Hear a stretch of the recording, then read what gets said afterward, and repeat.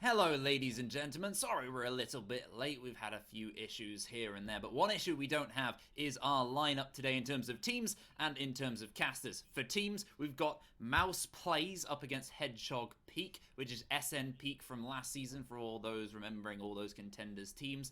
And for our lineup of casters, we've got a slightly different change. We were going to have Kenny, but he's on Observer Desk yet again. The best Observer 2021. We named him yesterday, so I'm quite glad about that. And in his stead, we've got the usual Observer man. It's Kisho. Hello. Kisho, tell us a bit about yourself, because you're new here on the casting desk.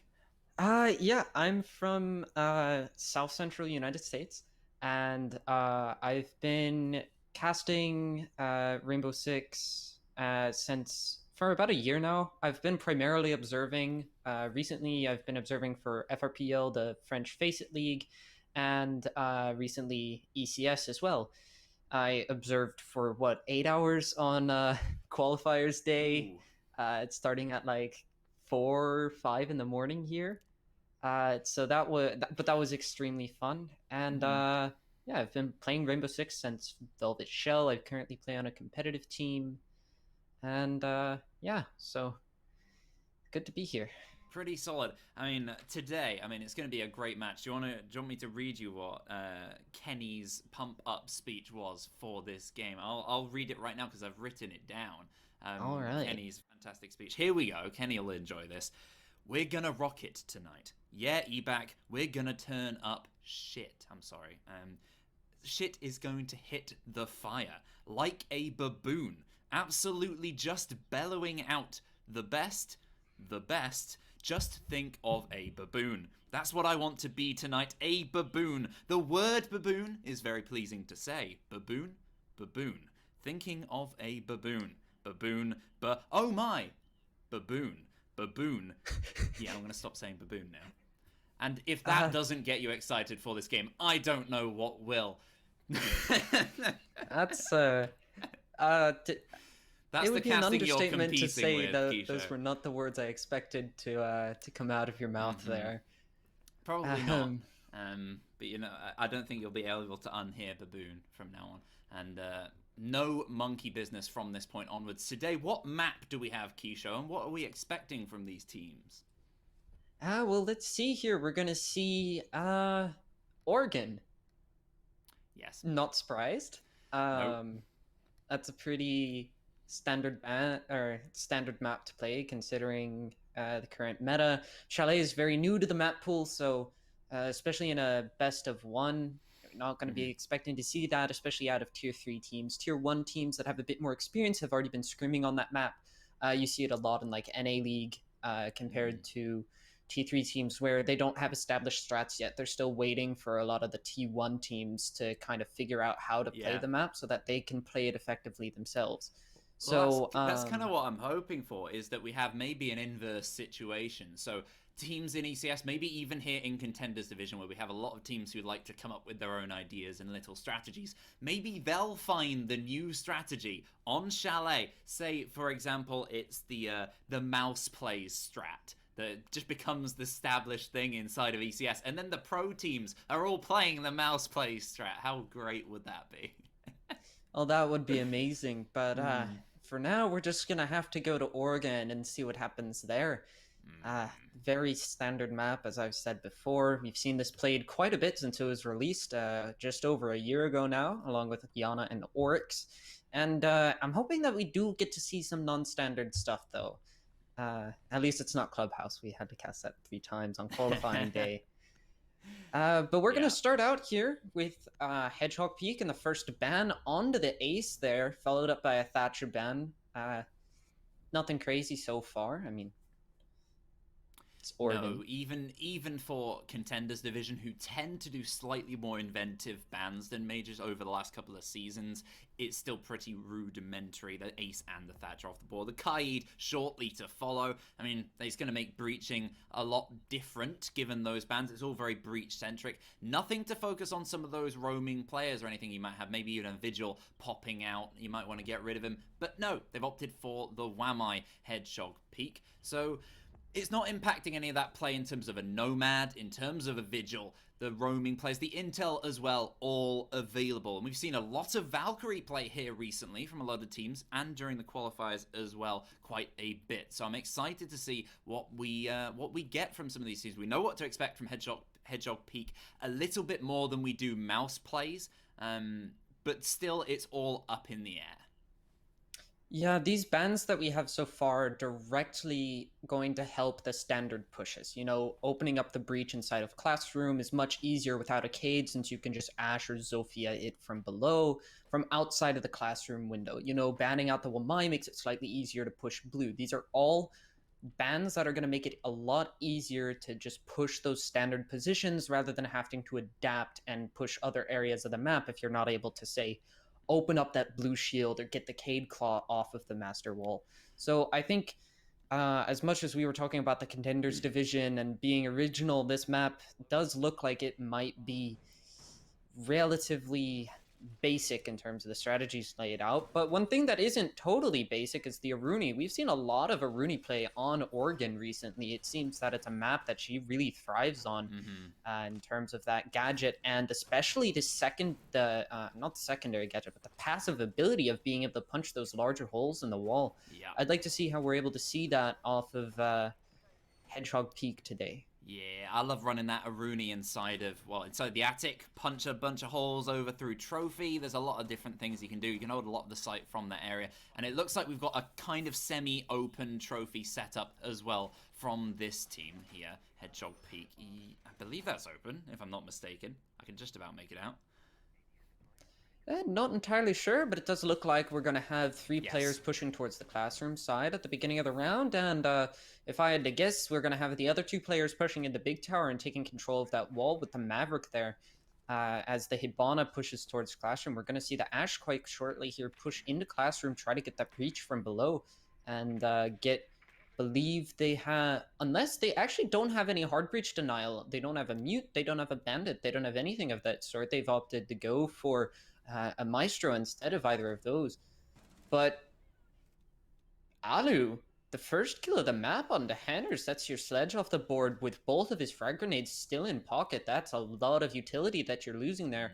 Although you still do have a Zoe and an Ashe, but within the first minute of the round that shouldn't be happening. But Ruby immediately refrags through that attic wall, it looks like, that the Maverick just opened up, and that's now your smoke off the board. Yep, you're speaking about utility, before, about that Sledge straight off the board. It's going to be harder to get rid of some of those Evil Eyes and such. And the smoke being taken out in response is a great utility counter right back from those attackers. Neither of those players should have been involved in the entry gun fight, but here we are with both the smoke and the Sledge off the board.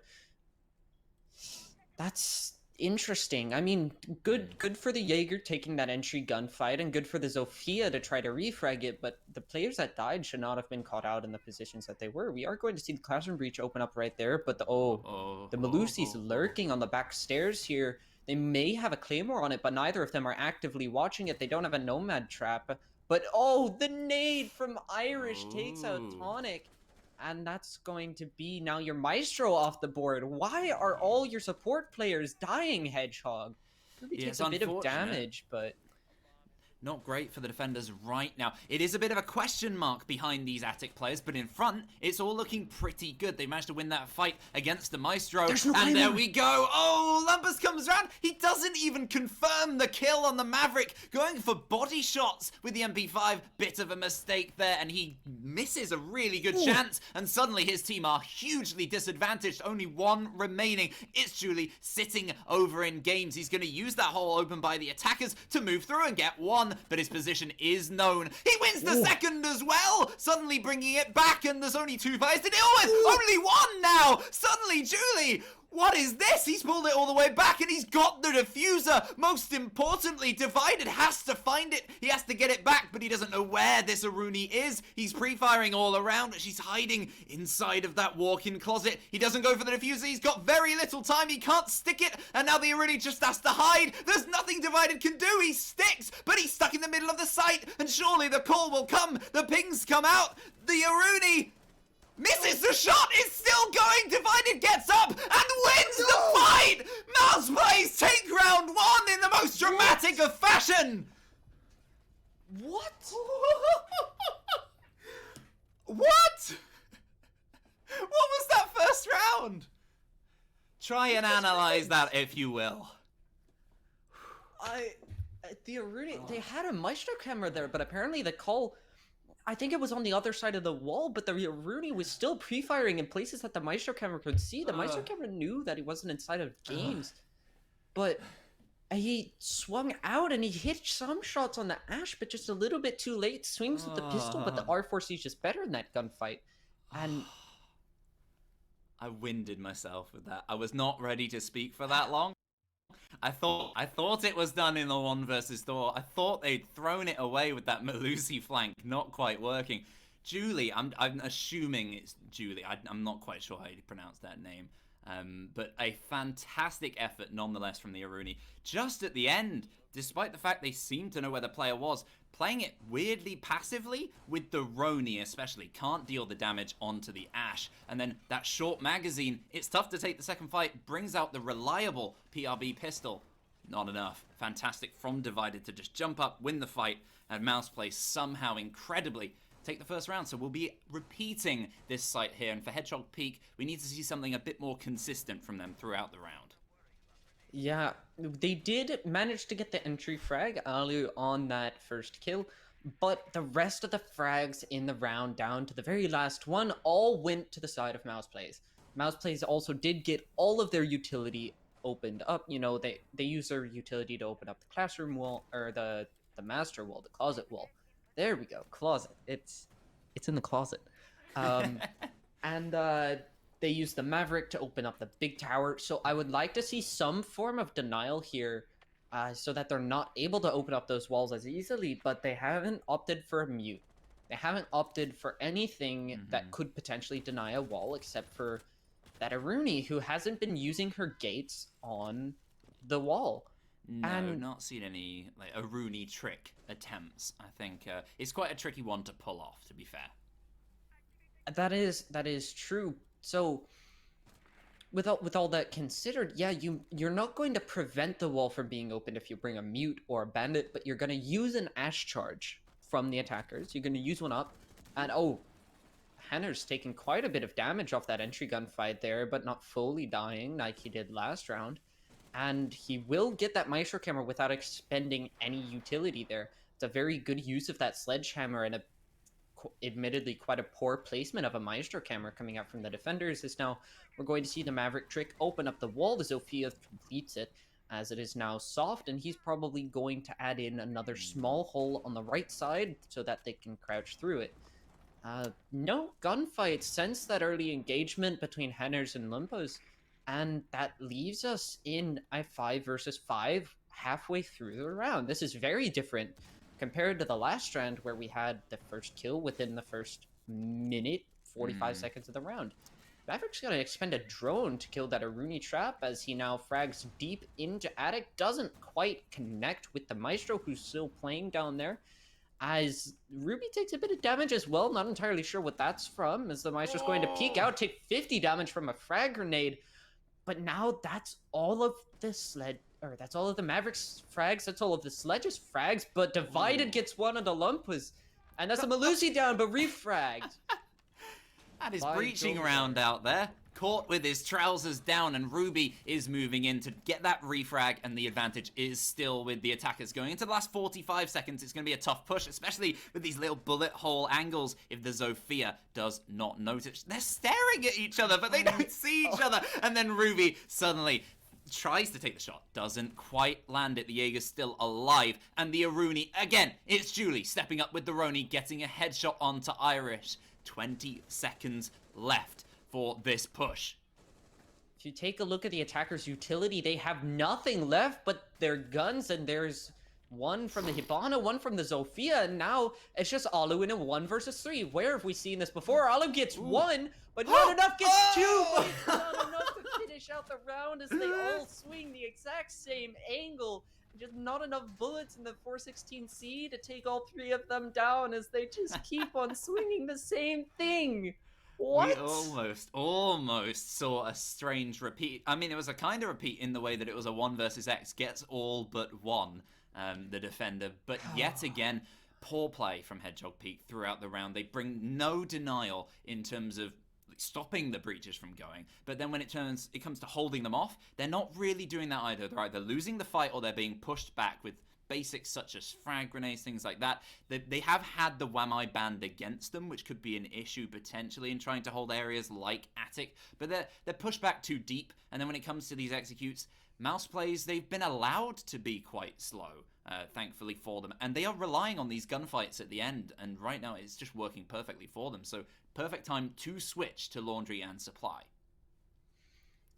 Now you've got a question because they've gotten their good early to mid-round picks. You know, they've brought it down to a 1 versus X situation twice in a row, a 1 versus 4, 1 versus 3, but they keep on losing their picks on the last player. They keep on taking 1 versus 1 gunfights rather than setting up crossfires and isolating the last player and trying to get a plant down.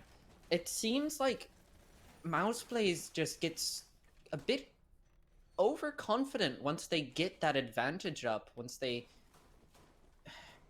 get into that XV1 situation on their side, and don't exactly know how to play that. I don't know if I don't exactly know what's happening there, but one of these days it's just not going to go their way like it has the past 2 rounds. Kenny's trying to show us something, certainly. I think it might be the potential lack of a smoke or shield over by elbow. I imagine that's what he's referencing at the moment. Bringing this pretty stiff lineup. They have brought the mute along this time, which could help maybe deny I guess a breach, but most of the breaches are pretty much vertical, and they can be dealt with in other manners. So not exactly sure if these are necessarily the right picks in operators for Hedgehog Peak, especially as they haven't worked so far. So we'll see how that develops in this round. But they are all sitting very, very deep here. Tonic instead just relying on the pure power of the Alder. And one other thing I'd like to mention is the fact that they do have a mute shotgun, but despite that, they've already expended all of their impact grenades, despite some potential impact tricking potential, just depending on how the Hibana decides to play this. Normally, impact tricking is reserved for an ace, but that is banned, so I can see why, but you have a mute shotgun on the board. Why have you already expended 2 impact grenades during the prep phase? That just doesn't make sense. All of these setups are extremely weird from Hedgehog Peak, as they do just reinforce off blue as they realize that the push isn't going to come from that direction. But through the barricade, the Hibana takes out Yogzer, and that is that's not what you want to see.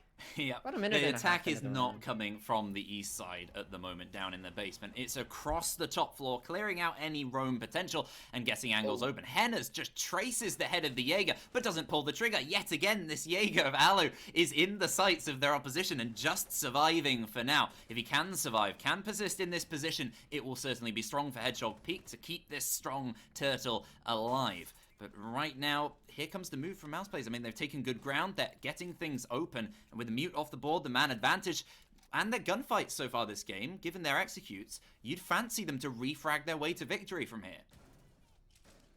Yeah, indeed, especially considering the HP level on that Aruni there, that she doesn't have much potential to be able to close this one out if she does end up in a gunfight with somebody like an Ashe, or honestly anybody on the enemy team could take her down in one shot. But there goes Tonic with 1 on 2.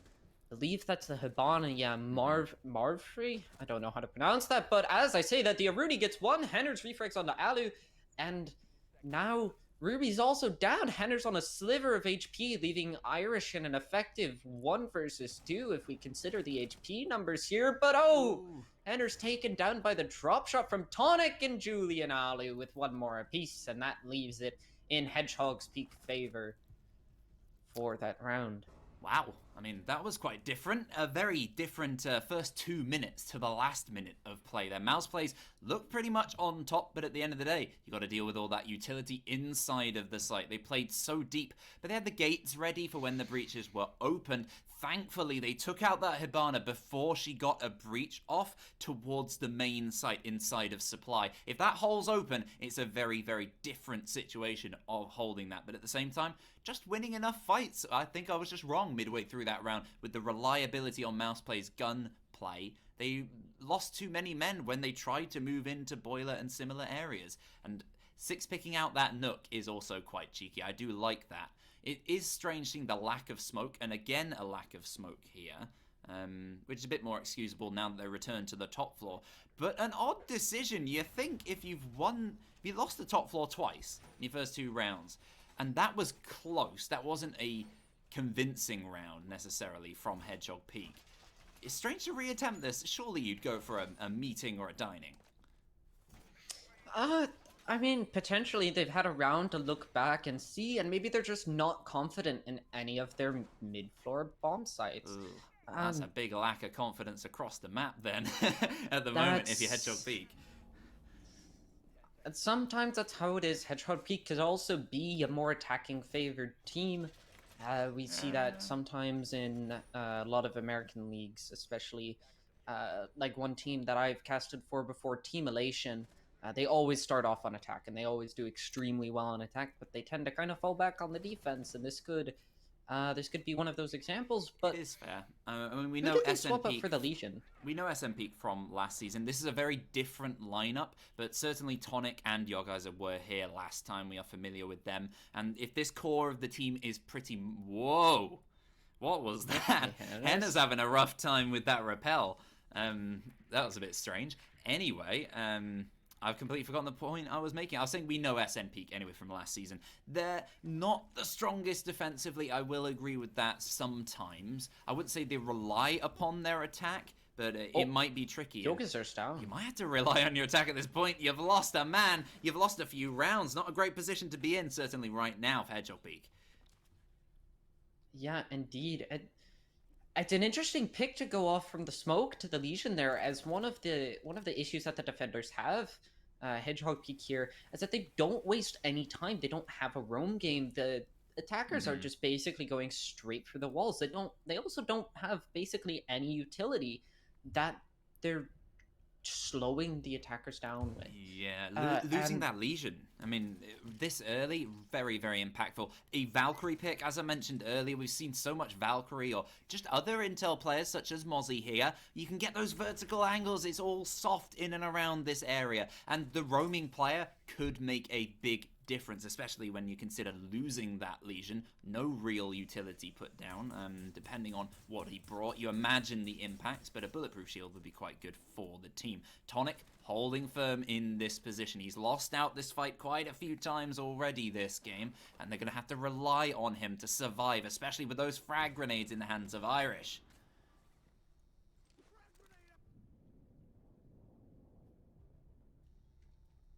Now, what happened there is actually those 2 concussions detonated on the Maestro rather than on the ADSs.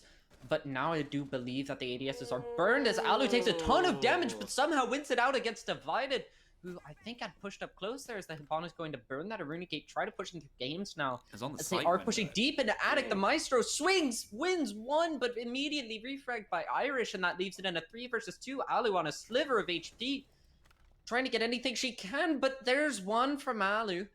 And that leaves it in a 2 versus 2. Hender's just going to try to swing close on the Aruna Gate here. Doesn't have anything to burn it with as the Hibanas push close into the corners, trying to swing out and kill this Melusi here, who's played back inside of the big bunk. But no, actually going to go for the plant. But the C4 ripped in the hands of the Melusi, going to go out.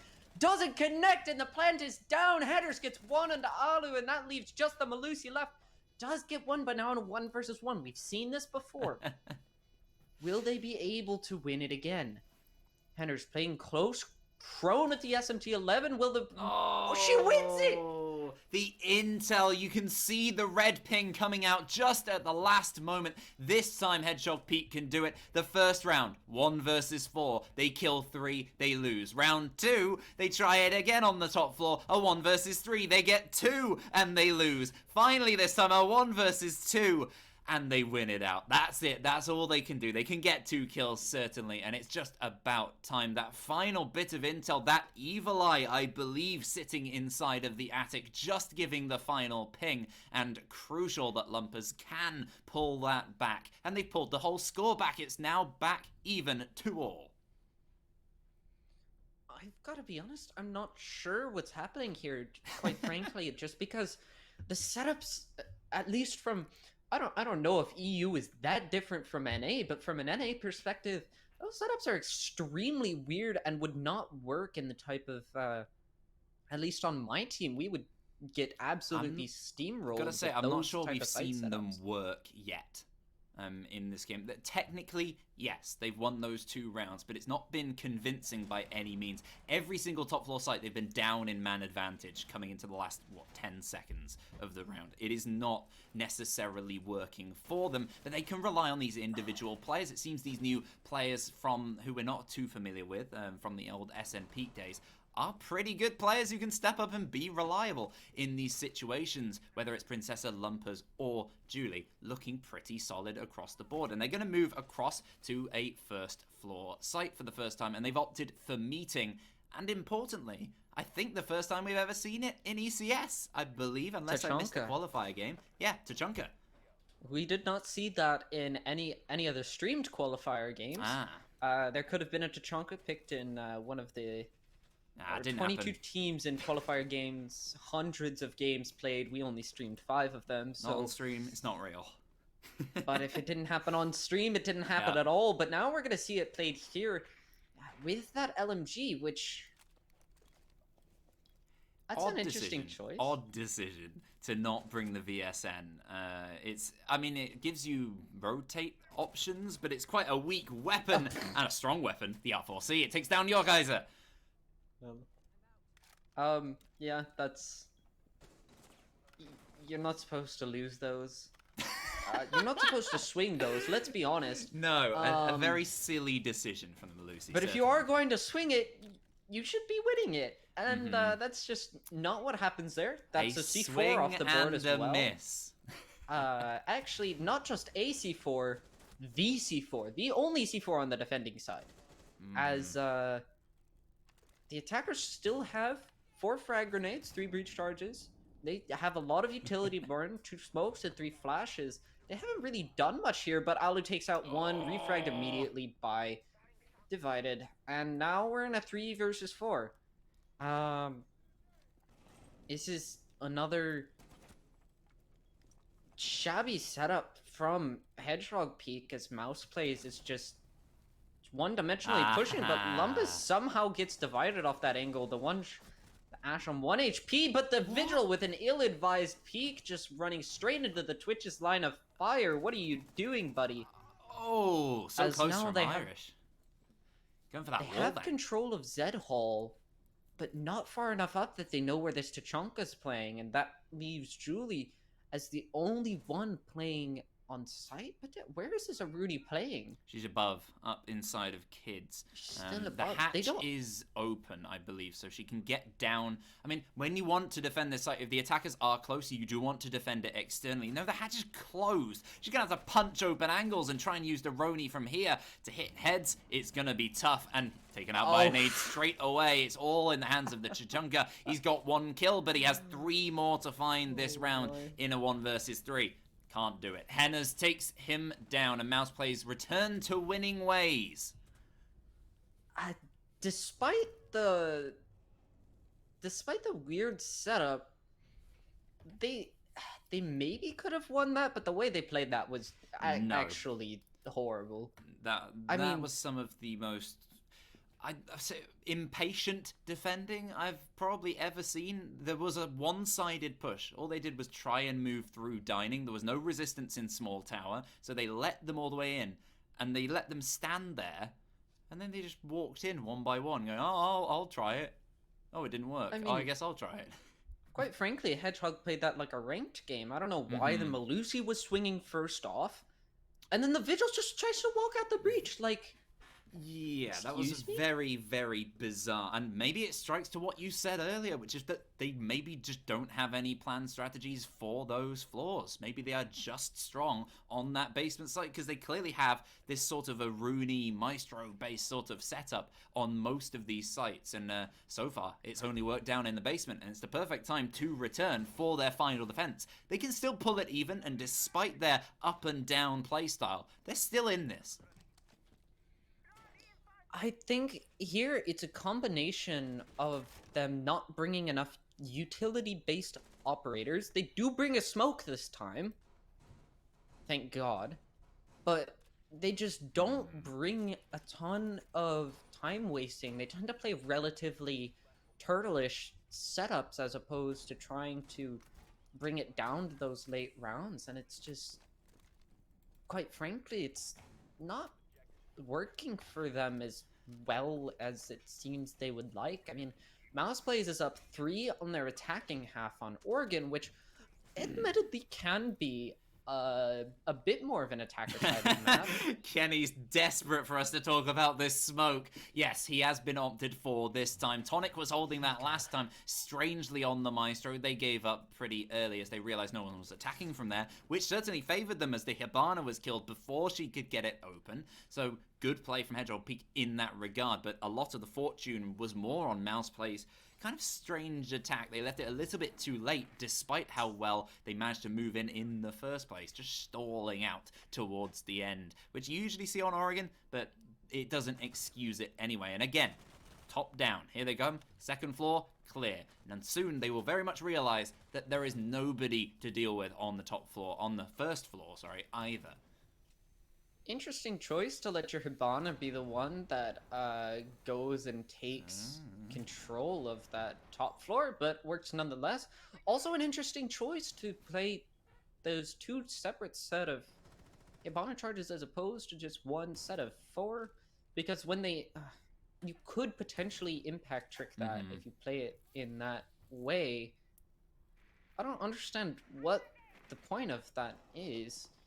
Like, I understand that if you're trying to bait out impact tricks, but you can impact tricked on this map. Style points, and certainly the Jaeger is getting kills in style. That's another one for Princessa, but it's struck straight back. Tonic is taken out by Irish with the M4. It's a good play to get rid of that Maestro nice and early, but we know that intel late on can prove useful. The Aruni's not gone for the bulletproof cam, but those bulletproof Evil Eyes could provide key intel on the final move. The Maestro just aggressing way too much onto that main hatch. Don't exactly know why he was playing it the way he did, and obviously... Oh, that's a good parkour jump there. I might use that sometimes. Going from the small box directly onto the big box saves you a bit of time, but Lumpus doesn't care. He just takes the head clean off and leaves them in a 4 versus 3 for the first time this round. We are going to see... Oh, and Julie with a beautiful shot onto Henners as well. It's going to leave a 2 versus 4 now, as the Hibana is going to try to make something happen here in the last 30 seconds, try to open up an avenue of attack for the Maverick to push an implant from the laundry side, but she's first going to have to go through this Aruni playing close inside of Freezer, and Julie's been on a bit of a heater right now, but Lump is taken down immediately after. And Irish with a refrag on a Julie, and that leaves it in a 1 versus 2. Very winnable. We've seen rounds go their way in this type of scenario, but no. Yogzer takes out Irish in the final dying seconds of the round. SMG-11 just shreds through the low HP Maverick. Good positioning. Good positioning at the end. But again, MousePlayz. On the attack there, very limp, lackluster, any other words beginning with L to say how disappointed I am in their attacking. To counterbalance the kind of weaker points of Hedgehog Peak, they did look strong on the gunfights. They are just about keeping themselves in this one despite that play. And if MousePlayz really want to get on my side. They will stick with this clash, but it is so rare that you show the clash and you still bring it. The only time we've ever seen that in ECS history was Kaz for Paragon last season, down on the laundry and basement site. Kenny is very, very excited, and we will see if they do stick it. I'm so scared. Oh, they have as well. Oh, Marfree, you are in my good books. It really stuck the clash. Hey. I'm writing his name down. Alright, you take the time to write the name down. We are seeing, as well as the clash, we're seeing another brand new operator. Here, we are going to see a Yana, which we have not seen quite yet, off of Lumpas.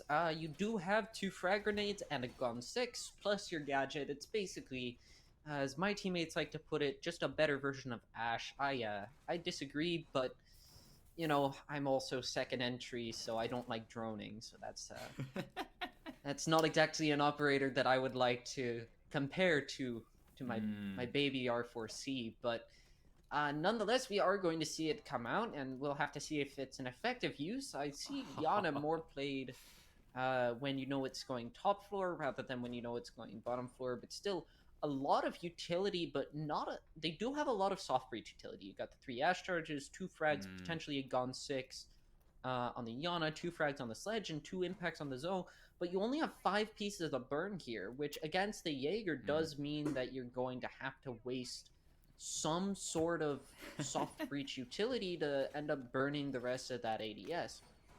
This is just fairy tale. This is absolutely fairy tale. Not just is it eBack casting, but it's Kangaroo Kenny observing the clash. Kangaroo Kenny, the player last season who played the most clash. I believe this is a Gemini. You wouldn't just swing on in like that. Certainly it is. It's taken out, and the Iana's presence is known by those defenders alongside the smoke. But he's under some pressure. That hatch is open. He has to move all the way back, and Clash can't contest that angle either. Instead, she's over by Freezer, holding back the Ash, and the player usually on the Ash in the past, divided, taken down.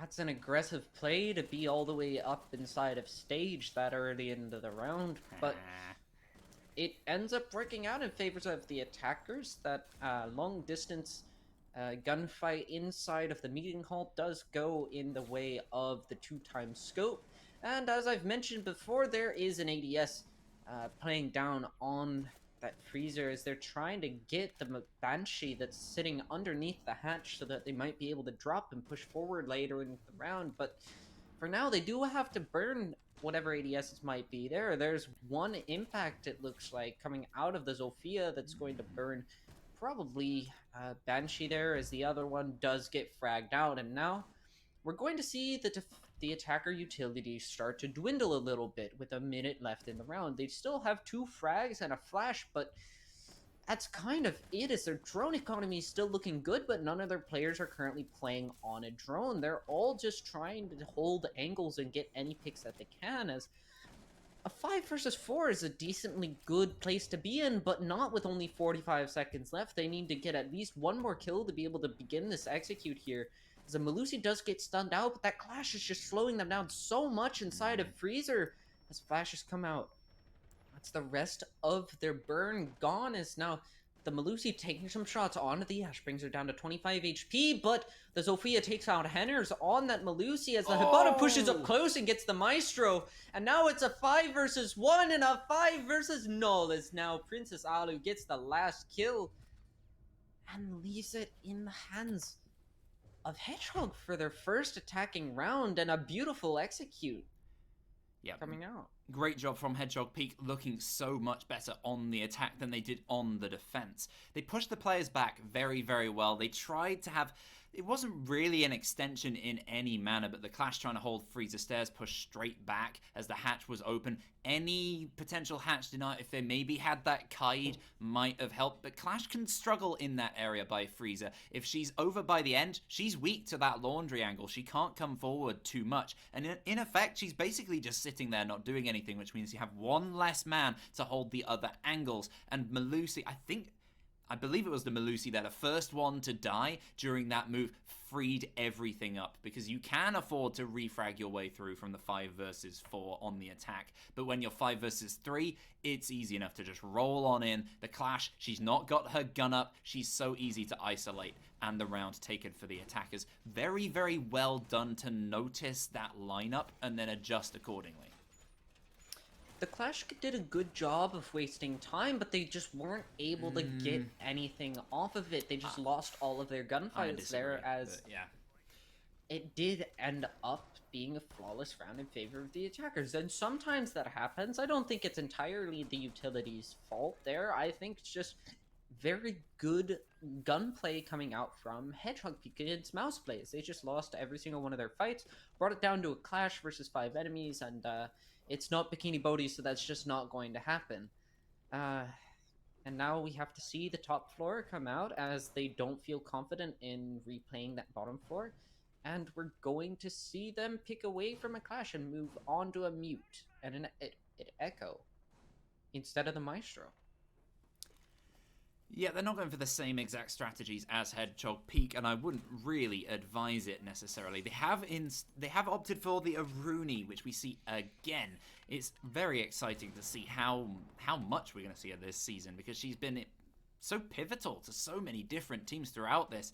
And there we go, the Mute, he's just going to be constantly, I guess, replacing that wall and trying to keep it as closed as possible. But Ruby clearly ready with those gates all around games, every single door to it for the attackers is Surya gated is the right term. I was just trying to remember. Oh, but the Surya gates aren't going to save you, Henners. If you're sitting over in the attic, you're just vulnerable to that top hole. Oh, and a top hole frag throw from the attacker. And that's unfortunate. Normally, you do end up with at least 180. Oh, the impact trick! I haven't seen that played in quite some time. Off the ceiling fan inside of Classroom is going to stop those Hibana pellets in their tracks. And here comes another one from Ruby. Going to try to hit the ceiling fan, but oh, one hole gets opened up, and that might push Ruby out of that position there. Not entirely sure if it's effective, but Divided gets one, and a refrag coming out from Alu onto Ruby, and that's going to leave the defenders in a slight disadvantage here, but with half the round left, this could quite easily go either way. You still have full HP on both sides on every single player, and the attackers only have true control inside of Master and Trophy. They don't have anything into games. They don't have the breach open quite yet. They now open up that Surya gate, and they're also not pushing from the attic side. They do have the sledge on big window, but the Mute playing inside of Kids could easily stop, or right by Kids could easily stop that, and there's a C4 coming out onto Tonic, and that's a beautiful kill indeed, as the Mute just playing back on that Kid shield. But the sledge pushing in is going to see an opportunity here, jump in the big window likely, and try to take out anybody playing there. But no, he's just going to hold fast, wait for somebody to peek him from inside of Kids, but the Jaeger playing top white and the Mute playing on the Kids door is going to make that extremely hard. He does see a player there, but just missing the shots quite barely, and 15 seconds left. This is looking like a defender round.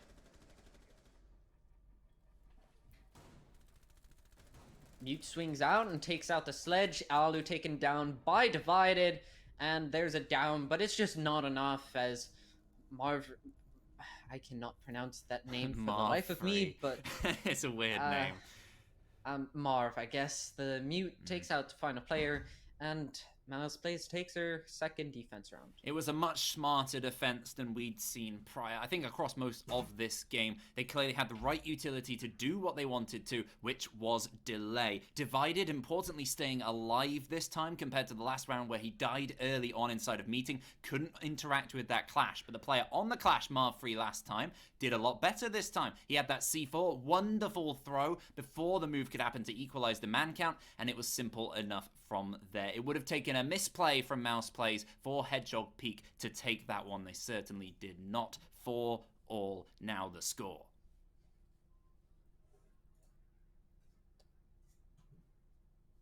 Yeah, so one thing we're going to see here is Henners moves on to that Goyo pick, and that's going to bring a lot more utility burn compared to the Ying coming out of Lumpus is also going to be quite an interesting pick, is now we are going to go back to that bottom four site, which was a complete and utter failure for the defenders last time they went here, but hopefully they're able to hold a bit stronger now that they have two shields playing towards blue. Nobody pushed blue last time. Although they do still have the smoke. That deployable shield is probably going to be played somewhere else facing the main side, so Ooh. I guess that could be a useful pick, but I'm just not entirely sure what's going to happen here, as we are going to move into the action phase now and see how the attackers are going to push this. Having that extra active gun instead of the Clash will probably help out MousePlayz here, as they didn't quite utilize her correctly for the victory. Hedgehog Peak, they looked pretty decent on that attack. I mean, they went flawless. It was pretty late, but they won enough early fights. Especially that early kill onto Divided on the roam was impactful. And this time he's sitting nice and deep. So this is going to be a very different round in total. And I'm not sure how much Hedgehog Peak saw the clash, saw the setup, and then acted accordingly. They have seemed to favor this kind of west-sided move, west-south kind of area a little bit more. And I'm not sure if that's just their general plan and they got lucky, or whether that was a direct counter, because if they see this setup now, I'm interested to see how they adjust to that. Yeah, it's going to be interesting. One thing I would like to note is that their soft breach utility has been reduced as they've traded out the Ying, or the Yana for the Ying, which is going to leave them with 3 less pieces of soft breach utility compared to the 2 extra Goyo shields that they're now going to have to deal with. And it does look like they have full top floor control. We're going to see the defenders all playing close to sight, about a minute and a half in. No gunfights and no real utility uses quite yet. A very slow clear from the attacker so far. Frag grenade goes out, not going to connect onto the Mutas. He just falls right back into Laundry. And a second frag grenade for absolutely no reason is going to net nothing, and now they don't have any frags left. Kenny's a genius. This man is a genius. He's pointing out these mute jammers placed around these hatches. We pointed it out last time. If they can hold that area nice and close to Laundry Stairs with the hatch closed, which it can be because of those mute jammers, you can just keep holding them back and delay well. And they certainly have a great improvement from MousePlayz, clearly adjusting to their opponents the way that they just haphazardly wander around with this Hibana. They're not being haphazard with their fire play, taking down that shield and putting some pressure onto Ruby, actually. I was going to say Divided, but it's Melusi holding that boiler position, and she's under some pressure. 35 seconds to hold on. Thankfully for the defense, the most beneficial thing right now is that they have this equal man count, all 5 men remaining on the defense. Ruby is the one thing holding this defense together.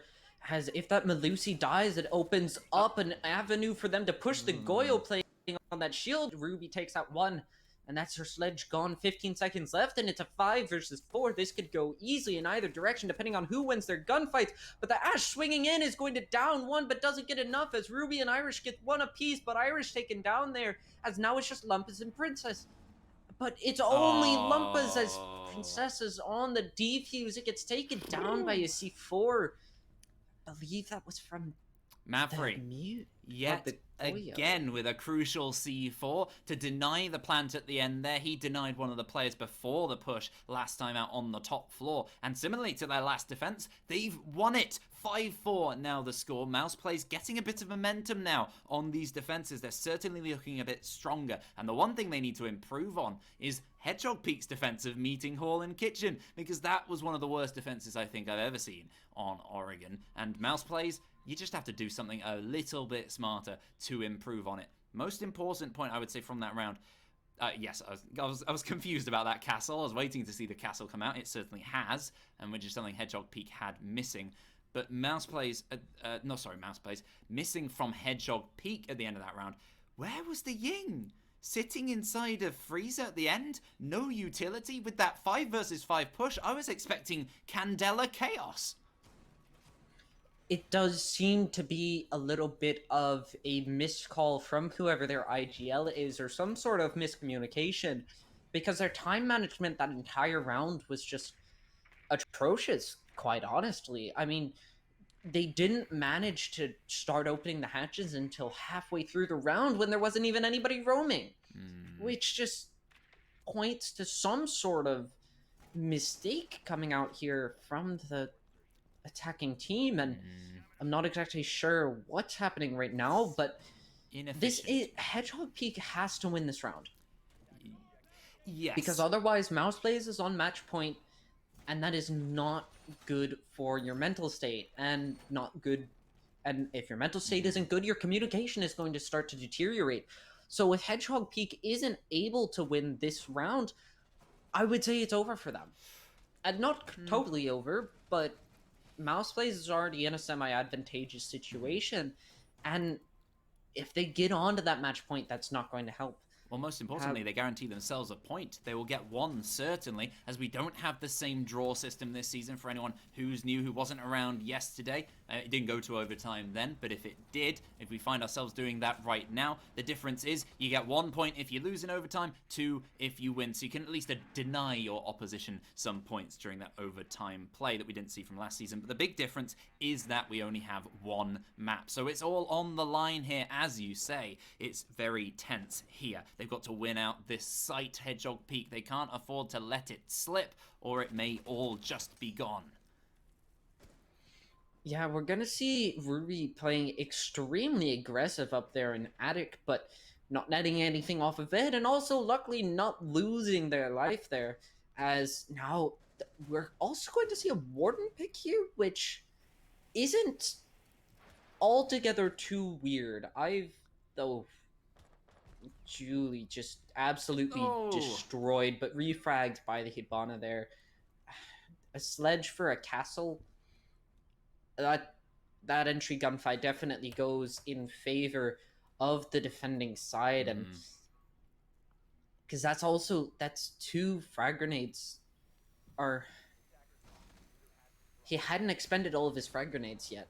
That's not good for the attacking side, as now they're going to have to push in with only 1 set of frags on the Maverick, as Header speaking out extremely aggressively, going to take some damage onto the Ash, but does end up get taken down now, as Marvery is going to be taken down to a sliver of HP, and now it's a 3 versus 3. The Zofia is going to play close on that stage door. They're going to try to push in and plant behind the picnic table here. Are the defenders watching it? They have 1 person playing inside of Split, and Alu takes down 1 more of her own, and no, there's going to be the last player now, as the Maestro on 1 HP, but the fight is there. The positioning not known by the attackers, but not enough. The Maverick swings and takes that 1 HP left, and yikes, that was almost extremely bad. Flank drone just not positioned in the right places. They're not going to be aware that the Maestro was playing that close onto the kitchen hall, but oh well. Speaking of close, the end of that round, it's just insane. The Maestro, he gets the 1 and you think he still can't do it, but a split second off denying that plant. The coverage not quite there from the final player outside the breach over by rear stage, but just getting around quickly enough to take out the Maestro before he can flick around. And most importantly, denying that match point. Things are still even, despite the, I would say, strategically superior plays from MousePlayz. They're not seeing it through. There are enough gunfighting moments from Hedgehog Peak that are keeping them just in contention well enough. And we're going to see a reattempt of, is this the top floor, I believe? I'm pretty sure I saw it was the top floor. Yes. No matter how good your strategy is, at the end of the day, this is still a first-person shooter, so if you're able to win those gunfights, you can get away with some stupid stuff from time to time, and that seems to be the strategy that Hedgehog Peak is taking here, just getting away with stuff that they quite frankly shouldn't be able to. The setups from MousePlayz here are extremely good but it's just not enough. They're not winning their gunfights, despite that champion charm on Henners. You'd think he'd be able to win all of them, but just not quite winning it out, as we're going to see Alu on 15 kills within 10 rounds. That is quite a statistic there. Well, kills are an important thing to focus on. A little bit top-heavy on the side of Hedgehog Peak, which is really focused upon their almost dependability on just individual moments of magic, which are fantastic if you can rely on them, but consistently throughout a league season, certainly not. It might get them the win even today. They can still come all the way back and take 3 points. They have to win the next 2 rounds in a row in order to do so. Henner's, in his defense, not necessarily the fragging man. I mean, I've seen him play in the past, whatever team it is, so Acro Moment elsewhere. He's pretty strong, I can confirm. It's not necessarily all in the gunplay, but that is what is helping their opposition right now, who have taken the basement very quickly, and they're going to be moving up and across from there as they check for this player out behind. You know, we saw it earlier with MousePlayz, Hedgehog Peak on their defense. They were sneaking up and trying to get 2. They did miss, unfortunately, for Lumpus on the Malusi that round. He didn't get anything for it, but it's still a threat. Hedgehog has already had some issues with their time management, and that Jaeger playing on the bottom floor and them not being able to call the rotate back up from freezer stairs is going to waste even more time, as now they're just getting open the attic wall at halfway through the round, and they still don't have classroom wall open. This is going to be a very one-dimensional attack. As Flash is going through, Frag's going through as well. They're going to try to completely just explode that bottom area of attic, but there's nobody playing there for them to explode. No utility, no nothing. They don't know. As they've now used 2 frag grenades and 2 flashes just to burn out that position. Their drone economy is also looking extremely shabby, as they only have 3 drones out on the map, but Divided taken down inside of that kitchen area is going to leave a slight advantage in favor of the attackers, but they just don't have anything in their favor. They still have 2 claymores in pocket.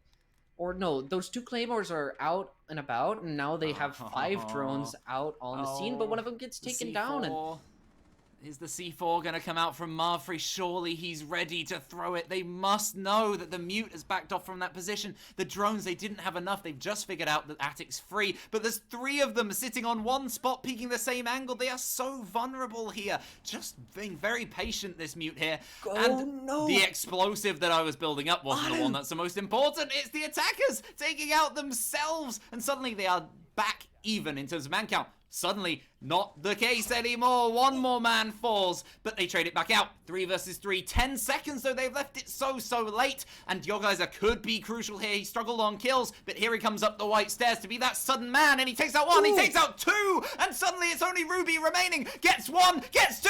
It's a 1 versus 1, but it is the Ash. If there's a time to step up Your Geyser, it is now. Takes a triple with a lovely flank late over by White, and just about wins that out with the 5.7. You know what's hilarious there? There was a Valkyrie camera in the attic the whole time.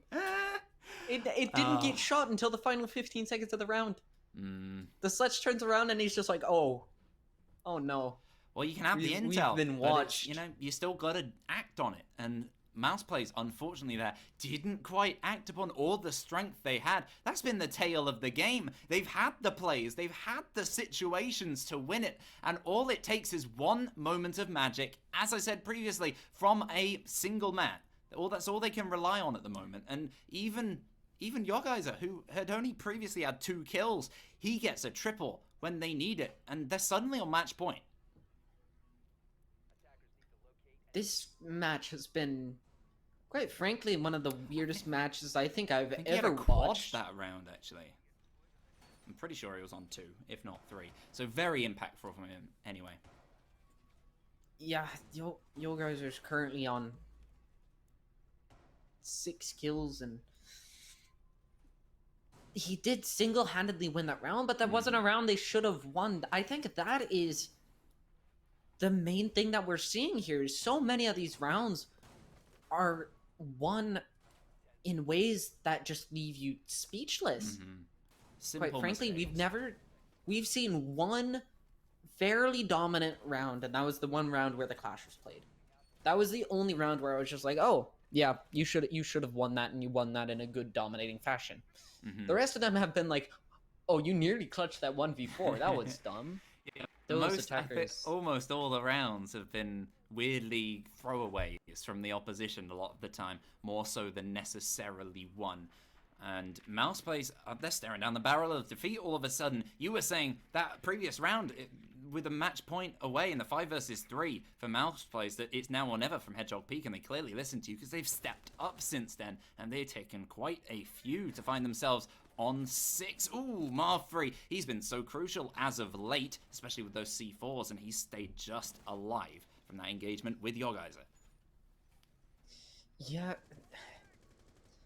We're about a minute into the round. It looks like the time management coming out from the attackers is much better than it has been previously, and we're going to see the Ying again. Let's actually see if she uses her Candelas this time, because previously it's been extremely lackluster from that player, to say the least, and we're going to see a frag come down here. Only really gets, I believe that was a mute jammer at the bottom? Something like that. As they've full reinforced off blue, and a bad drone there gets caught by the mute jammer. But Divided playing inside of Harry Potter. If this Sophia doesn't know that he's there, this could be... Oh, this is weird as the Jaeger swings out. He's got his invisibility cloak on, but he's managed to sneak away, thankfully. He's moved all the way back towards the pillar. He's got nades, though, coming towards his direction, which takes out the Goyo shield. He's got to not step in that fire. He's only on 1 HP. He can't afford to take many more fights. He has to hit these heads. He's being concussed by the Sophia. She's trying to impact towards him as well. Lumpers not yet using any Candelas, still sitting outside, waiting to use them late. And there we go, Divided dealt with alongside his teammate. It's Ruby falling. Your guys are really stepping up towards the end of this game, and suddenly it's on the 3 remaining players to hold off. They got 50 seconds, and there's only 2. They strike back for 1, but they need more than that. There's so many to deal with. The C4 and the smoke canister still persisting, buying them some time, and buying 2 kills. Headers, what a purchase! He's made his money fantastically from that. 2 versus 2. Those are some good odds for MousePlayz, given the situation a few seconds prior. Oh no, now it's just a 2 versus 2. They're staring down the barrel of MousePlayz now as now basically a 1 versus... No, the C4 just barely misses. But he swings anyway and gets the kill, and there's the final... No, not the final kill. Now it's a 1 versus 1. That's Alu versus Marfree. The shotgun versus the Sophia playing close on the E-box door, but she's rotated all the way into closet. Goes through the laundry rotate, trying to shoot the Goyo shield or something, but just finds it close on the laundry rotate. There's 2 seconds left, but the mute wins it! I thought he might sass it with the shield, but MousePlayz, they take the round back from what I think was a momentary 5 versus 2. How characteristic of this match that they somehow bring it back. Fantastic play with those C4s. That's what you got to do on these sites on Oregon. You got to clear out utility, and that includes baiting out C4s. Not enough from Hedgehog Peak, and we go all the way to overtime. I think it's well deserved that neither of these teams go away with nothing today. There have been moments of greatness from both of these teams, but those moments of greatness are in the weirdest places. Like they get into like a 5 versus 2, and then as they don't have the moment of greatness there, they're just like, no, we're gonna throw this 5v2 and we'll use that moment of greatness in that next 4v1, but we won't win the last 1v1, so we lose it anyway. Like this map has just been back and forth with some of the weirdest setups and plays and thrown rounds that I've ever seen in competitive Tier 3 Siege. This is a remarkably fascinating game. It's entirely different from the one we saw yesterday. I've been so excited for Contenders Division this season because there are so many great teams in here. We've got returning teams such as the one we saw yesterday in Norway on top, taking that 7-5 against a very strong team as well, Machine Soldiers Academy, looking fantastic despite that loss. I'm excited to see them for the rest of this season. And these two as well. In terms of strategy, it's bizarre, it's odd, but in terms of gunplay, in terms of incredible moments to watch, just from a entertainment perspective, just from the viewers wanting to see chaos, Contenders Division this season is going to be explosive. Yeah, indeed. I've been able to only see the teams on the qualifying day, but so far it looks like there's a lot of talent and just a lot of overall just raw potential Hmm. in so many of these teams that we've seen so far. And I remember seeing MousePlayz uh play again. I forget Clubhouse. who they were playing against, but oh no, please, we don't speak of that map. But I'm so Okay. tired of Clubhouse because Hmm. okay, that day after I got done with observing 3 Clubhouse matches in a row, guess what my team decided to do? What did they Make decide to do? strats dry run and scrim Clubhouse for 6 hours. Oh, that is very, So very dull. I'm tired of Clubhouse. I, I, I'm I very think we happy to all be are. on Oregon. That's fair. But thankfully we're not there right now. I mean, we got a good bit of Oregon. It's been very exciting back and forth. It's not a dry, boring Oregon. Despite the strange strategies, it has been quite an entertaining watch. And I mean, I imagine my bum's hurting from being on the edge of my seat so much in this game. Is Ruby on the freezer stairs? He's What? on the defense. He might be able to swing out here and get a free pick on the say. No, the Valkyrie's there, but Oh. still take it down to 25 HP. A bit of a misplay there as he does decide to un-ADS. But the Bonapellas are going to get shot off the wall. A bit of a misplay there from the Heartbreacher. As they do now have good control of that roam game. The last 4 defenders are all playing your side except for the Jaeger inside of Meeting Hall. They are going to put Yogger onto the flank watching to Zed Hall as Zofia pushes up White stairs. This is a weird play. I don't know what they're trying to do, but it works out anyway. Irish taken down, and that's on his 16th, I believe, on this game. As the Mute's still playing on top of some open holes. What are you doing? As now the Jaeger refrags onto the Ash, and it's a 2 versus 4, 2 versus 3, but the Sledge just prone at the bottom of White gets divided and leaves Henners in a 1 versus 3. I'm gonna say it again, we've seen this before. Henner's on that Aruni, but this time it's no heroics coming out from the defenders. It's just Lumpus with a headshot onto the Aruni. G36 doing work as the swing just doesn't work out with the P10. MousePlayz so many rounds here, just not looking the same team they have. I mean, Hedgehog Peak, I must credit them, really, really poor on their defenses, but they did a good job of making sure that they stayed within it. They kept enough rounds coming out even when they were playing pretty poorly. And on the attack, they've looked an entirely different team. They lost a couple of rounds at the start there. They figured out their opposition, and they've adjusted well. We saw the attack last time working very strangely. On the top floor, but this time around, so much better in terms of an adjustment. They moved around from a different angle. They just did an entirely different attack, and you know what? It worked even better. Certainly more reliable than expecting your guys to maybe just come up late and pick up 3 from behind. Certainly a lot more reliable. And we move down to the bottom floor, which generally has favored Hedgehog Peak throughout the majority of the rounds, but when it comes to the last minute executes here, it's anybody's game. Indeed, and we're gonna see a smoke coming out this time. That's good. They're not trying to play the Maestro inside of blue. It's match point for them. If they win this, they win it all. And they are on the defense, which normally I would say that's an advantage, but considering Hedgehog Peak, I don't really know if it is. And no, it's a bit tricky to call it for them on their defenses. They're so up and down, and it's going to come to those individual moments. Even on match point, with a strongman advantage, you never know when it's going to come down to it. So we would just have to wait and see. They certainly have the utility down to be able to do anything. They've brought that Maestro and Aruni duo alongside the smoke this time. And yes, very importantly, Kenny, look at those kills. 18 from that there wow. Jaeger on the roam. If he maybe plays a tiny bit more aggressively, given the winnings of these fights, could work out for them. But again, he's being relied upon to probably just hold Boiler, sit there nice and tight, and make sure the ground is not forfeited for as long as possible.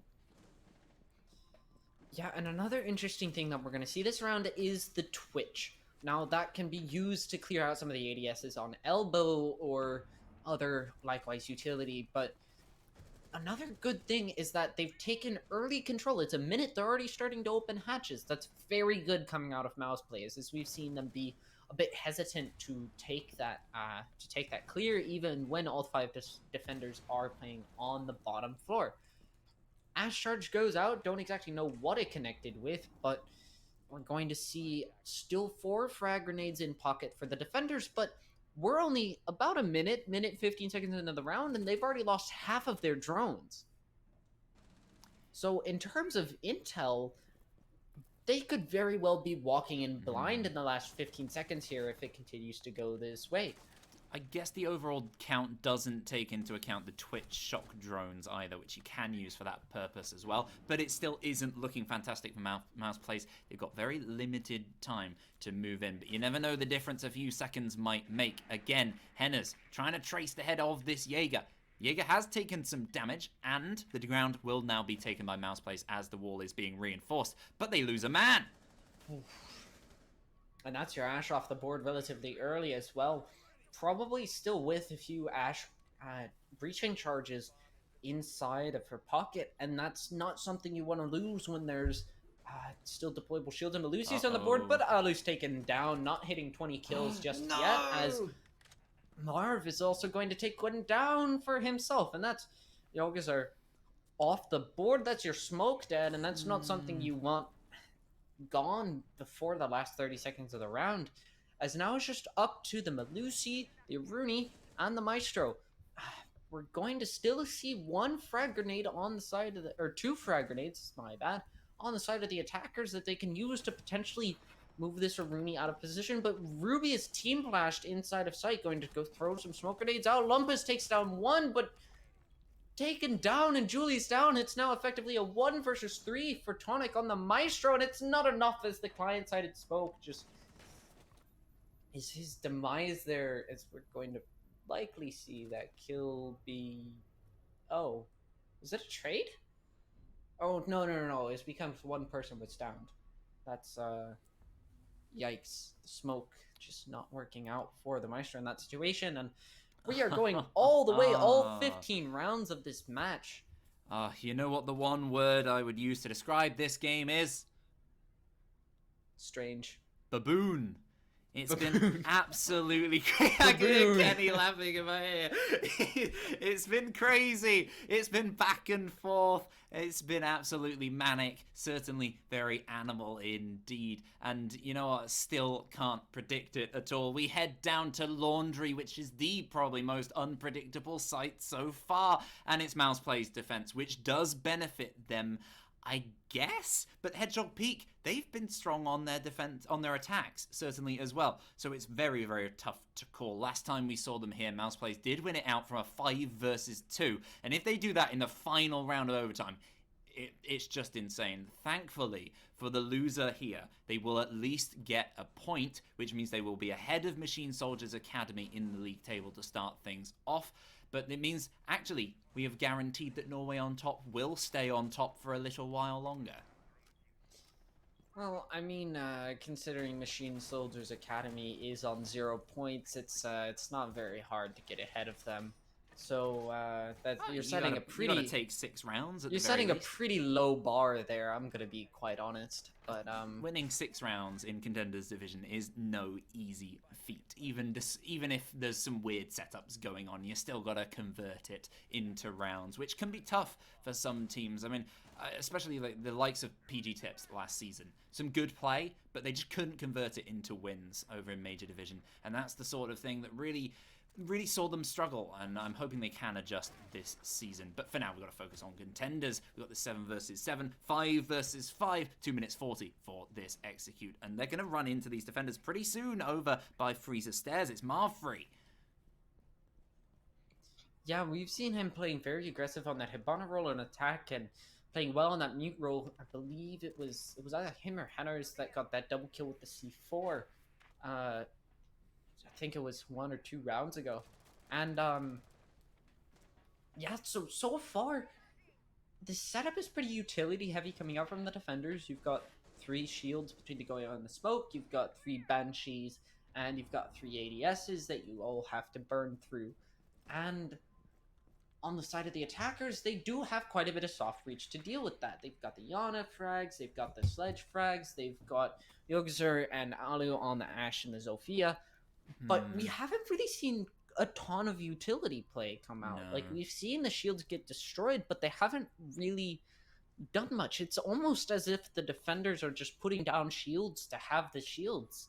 I suppose, but the important utility has been those C4s and the smoke canisters late on to potentially push players back and to take 2 out, as we saw last time from Henners. So that is probably the most important point right now, alongside Divided. His position known. He knows his position is known. He's seen the drone, but he can't get back down. He's got a sledge below. All he can do here is delay. He can just sit there at the top of their tower. They know he's there. They still got to deal with him. You can't just leave him there. They're getting hatches open elsewhere, but Henners is underneath, potentially to try and get a refrag.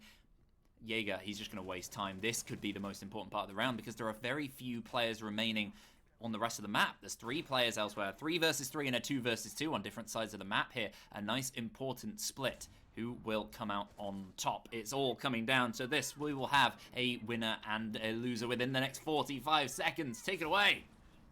See, that Goyo's positioning is going to allow them to take a 2v2 in the back instead of a 1 versus 2, but it does look like they're just going to leave him and rotate towards the main side. Yogas are trying to push in, but there's a smoke grenade coming out. Julie takes a bit of damage. I don't know exactly from where, but Irish also on about 75 HP, but there's still no players dead.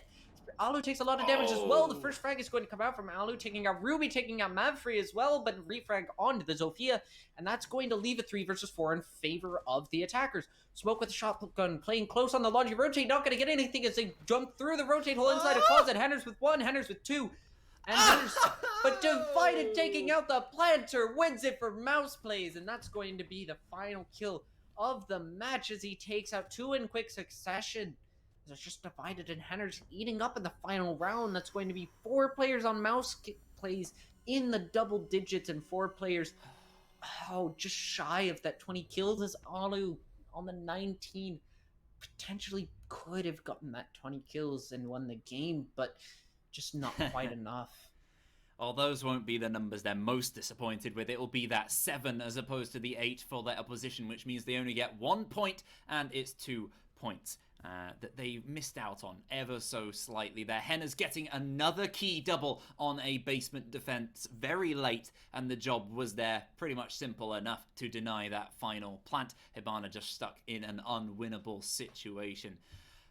What a game we just saw there. I mean, Baboon is the perfect summary. Good job, Kenny. And good job, Baboon. Kenny, on the observing. Good job, Kisho, today on the casting. I'm not sure how often you do this. You're usually an observing man, but you did a fantastic job.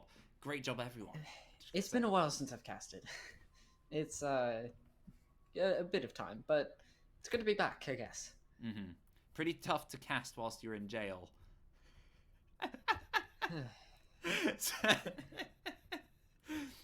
Okay, clearly. Doesn't matter. Ladies and gentlemen, what a game we've had today. It's just the one, unfortunately. In the rest of Contenders division, we'll probably be seeing that spread across the next couple of days. We might be showing a few of those. We hopefully will get to see all of them. They'll just be weirdly put in with some of the other games from the rest of the days. But remaining games, we've got Open Division coming up the next few days as well, and then Majors at the weekend. So make sure you stick around for all of this, and Contenders is going to be fantastic. Open, also fantastic. I mean, think about how good Majors is going to be. There are some new teams coming in, and the returning Giants as well. You can't miss it. See you next time.